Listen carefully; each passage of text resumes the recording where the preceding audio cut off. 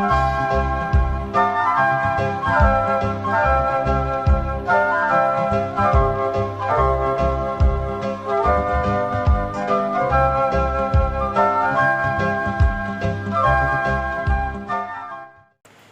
jumpa lagi dengan saya di Klavos Sukacita. Kita bersyukur kita ada di bulan yang baru ini. Semua karena anugerah Tuhan bagi kita. Namun sebelum kita mendengarkan firman Tuhan, mari kita berdoa. Bapa, kami bersyukur, kami berterima kasih. Kami ada di bulan yang baru. Kami percaya ini anugerah Tuhan bagi kami. Dan kami bersyukur ketika kami memasuki bulan yang baru. Firman-Mu terus menerangi perjalanan hidup kami. Kami percaya ketika firman itu terus menerangi perjalanan hidup kami, maka kami akan hidup berjalan seperti apa yang Kau inginkan. Semua kami akan mendengarkan firman, melakukan apa firman ini dalam hidup kami. Roh Kudus tolong dan mampukan setiap kami. Terima kasih banyak Bapa. Terima kasih untuk firman-Mu bagi kami. Kami siap untuk mendengarkan apa kata firman Tuhan. Di dalam nama Tuhan Yesus kami berdoa. Amin. Bagian kebenaran firman Tuhan, Kisah Para Rasul pada pasalnya yang ke-26. Ayatnya yang ke-12 sampai ayatnya yang ke-23 menjadi bagian kebenaran firman Tuhan bagi kita. Paulus menceritakan pertobatan dan panggilannya. Dan dalam keadaan demikian, ketika aku dengan kuasa penuh dan tugas dari imam-imam kepala sedang dalam perjalanan ke Damsyik, tiba-tiba ya Raja Agripa, pada tengah hari bolong aku melihat di tengah jalan itu cahaya yang lebih terang daripada cahaya matahari turun dari langit meliputi aku dan teman-teman seperjalananku. Kami semua rebah ke tanah dan aku mendengar suatu suara yang mengatakan kepadaku dalam bahasa Ibrani, "Saulus, Saulus, mengapa engkau menganiaya aku? Sukar bagimu menendang kegadah rangsang." Tetapi aku menjawab, "Siapa engkau Tuhan?" Kata Tuhan, "Akulah Yesus yang kau aniaya itu. Tetapi sekarang bangunlah dan berdirilah. Aku menampakkan diri kepadamu untuk menetapkan engkau menjadi pelayan dan saksi tentang segala sesuatu yang telah kulihat daripadaku dan tentang apa yang akan kuperlihatkan kepadamu nanti.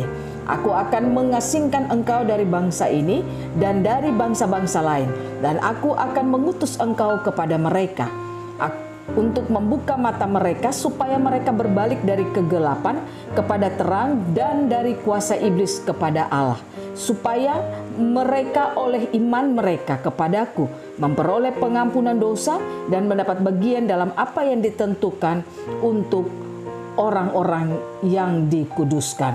Sebab itu ya Raja Agripa, kepada penglihatan yang dari sorga itu tidak pernah aku tidak taat.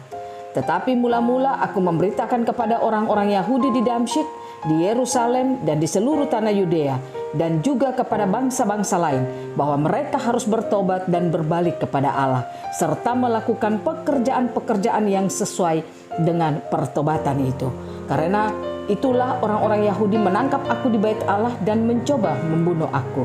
Tetapi oleh pertolongan Allah aku dapat hidup sampai sekarang dan memberi kesaksian kepada orang-orang kecil dan orang-orang besar. Dan apa yang kuberitakan itu tidak lain daripada yang sebelumnya telah kuberitahukan oleh para nabi dan juga oleh Musa, yaitu bahwa Mesias harus menderita sengsara dan bahwa ia adalah yang pertama yang akan bangkit dari antara orang mati, dan bahwa ia akan memberitakan terang kepada bangsa ini dan kepada bangsa-bangsa lain. Demikian jawab pembacaan firman Tuhan. Dikatakan berbahagia setiap kita mendengar dan melakukan apa kata firman Tuhan. Pemirsa Klavos yang diberkati oleh Tuhan kita Yesus Kristus, kita bersyukur di dalam memasuki bulan yang baru ini. Perjalanan kehidupan saudara dan saya, kita diajak untuk bagaimana di dalam perjalanan kehidupan kekristenan kita, hendaklah setiap kita mengalami perjumpaan dengan Yesus. Artinya, kalau setiap orang Kristen itu dia mengalami perjumpaan dengan Yesus, pasti hidupnya itu akan berubah. Mungkin saudara akan berkata bahwa saya sudah mengalami perjumpaan dengan Yesus. Buktinya saya sampai sekarang masih tetap orang Kristen. Saya masih tetap beragama Kristen. Saya masih tetap masuk gereja. Saya masih tetap melakukan tugas-tugas pelayanan. Dan saya seorang pelayan. Berarti kan saya sudah mengalami perjumpaan dengan Kristus. saya katakan kepada saudara, itu baru awal perjumpaan, tetapi saudara belum mengalami perjumpaan yang sesungguhnya dengan Kristus. Karena kalau saudara katakan saudara mengalami perjumpaan dengan Kristus, tapi hidupmu masih stres terus, hidupmu masih penuh dalam ketakutan terus, engkau belum tahu bagaimana engkau keluar dari masalah, engkau masih terlilit di dalam masalah-masalah dan persoalanmu, itu tandanya engkau tidak mengalami perjumpaan dengan Kristus. Karena setiap orang yang mengalami perjumpaan dengan Kristus, pasti hidupnya itu akan berubah. Tidak mungkin tidak. Pasti hidupnya itu akan berubah. Nah, kita belajar dari kisah si Saulus ini, yang ketika dia mengalami perjumpaan dengan Kristus, dia mengalami perjumpaan itu, maka dia tidak lagi menjadi Saulus, tetapi dia menjadi Paulus. Saulus yang kita sebut dengan Paulus, dia memberikan kesaksian kepada Raja Agripa ketika orang Yahudi mau berusaha untuk mau menghukum dia dan mereka membawa dia kepada Raja Agripa. Tapi bersyukur Tuhan selalu ada di pihak orang yang selalu ada di pihak Tuhan. Pembelaan Tuhan itu pasti akan terus terjadi.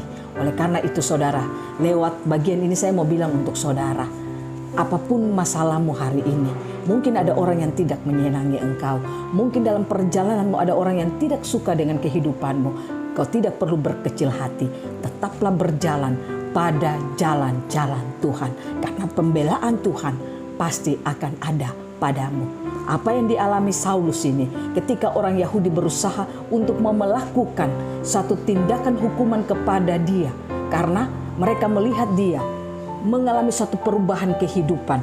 Lalu mereka membawa dia kepada Raja Agripa. Tapi pembelaan Tuhan seperti tadi saya katakan itu terjadi. Agripa memberikan kesempatan untuk Saulus bagaimana dia memberikan kesaksiannya. Dan pada saat itu dikatakan Paulus selalu berdiri dan dia memberikan kesaksian kepada Raja Agripa. Dia menceritakan bagaimana dia mengalami perjumpaan dengan Yesus ketika dia sedang melakukan perjalanan untuk membunuh pengikut-pengikut Yesus. Dan ketika dia melakukan perjalanan itu, di tengah jalan, di siang hari bolong, dikatakan dia melihat cahaya yang terang lebih dari cahaya matahari. Dan pada saat itu semua orang pada saat itu rebah. Semua orang yang mengikuti dia, yang hendak membunuh pengikut-pengikut Yesus, semuanya menjadi rebah. Dan ketika mereka jatuh, dikatakan hanya dia sendiri, dia bersaksi, hanya dia sendiri yang mendengarkan suara Tuhan. Saulus, Saulus, mengapa engkau menganiaya aku? Lalu dia katakan, dia bertanya, siapa engkau Tuhan? Dia katakan, aku Yesus yang engkau aniaya. Pada saat dia melakukan perjumpaan dengan Yesus, saudara, dikatakan matanya itu menjadi kabur. Ketika matanya itu menjadi kabur, Tuhan memulihkan matanya melalui Simeon. Dan pada saat itu saudara, kehidupan daripada si Saulus itu mengalami perubahan. Pertama, namanya diubah menjadi Paulus. Nah, saudara, kalau nama berubah berarti itu pertanda menceritakan tentang identitas kepribadian kita. Mungkin nama kita tetap sama, tetapi saya katakan bagi saudara, ketika engkau berjumpa dengan Yesus, maka orang mungkin tidak mengenal engkau. Contoh, misalnya saya namanya Desi. Orang mungkin tidak mengenal saya seperti Desi yang lalu, tapi saya dikenal dengan Desi yang baru.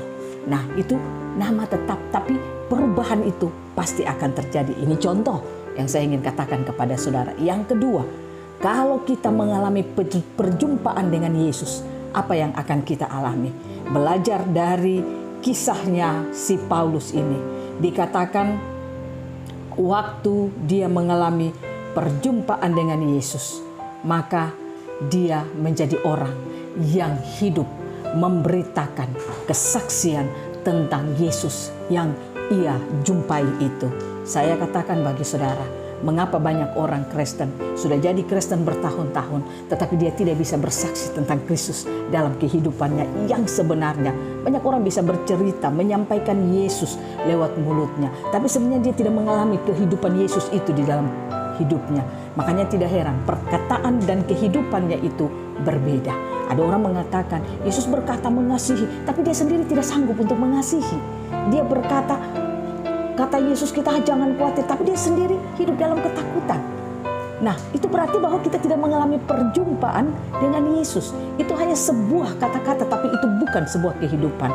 Paulus dia berkata, waktu dia mengalami perjumpaan dengan Yesus, maka dia bukan bersaksi tentang apa yang ada pada dirinya, tapi dia bersaksi tentang Yesus yang dia temui itu. Yesus bekerja hebat dalam hidupnya. Kesaksiannya itu membuat banyak orang menjadi percaya kepada Yesus, dan mereka tidak lagi meragukan tentang Yesus. Sekalipun perkataannya itu membuat banyak orang tidak menerima itu dan banyak orang tidak senang dengan itu, tapi itulah perjumpaannya dia dengan Yesus. Dia bersaksi tentang apa yang benar yang dia alami dengan Yesus. Mari saudara kita belajar.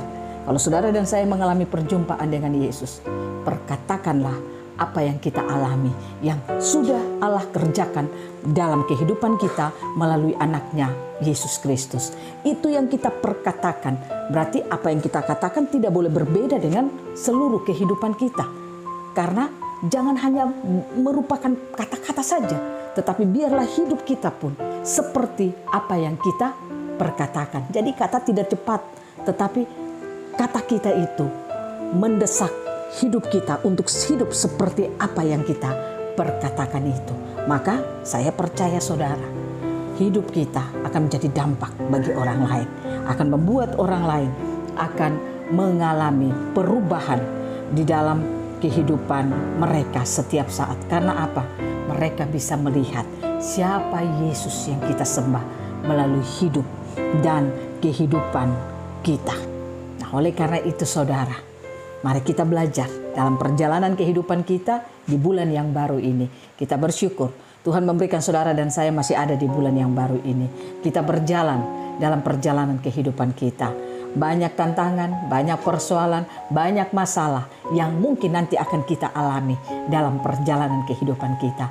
Tapi firman Tuhan mengajak saudara dan saya, mari kita belajar di dalam perjalanan kehidupan kita untuk kita menjadi orang-orang Kristen yang tidak saja berjalan hanya sebagai orang yang percaya kepada Yesus, tapi benar-benar kita mengalami perjumpaan dengan Yesus di dalam kehidupan kita.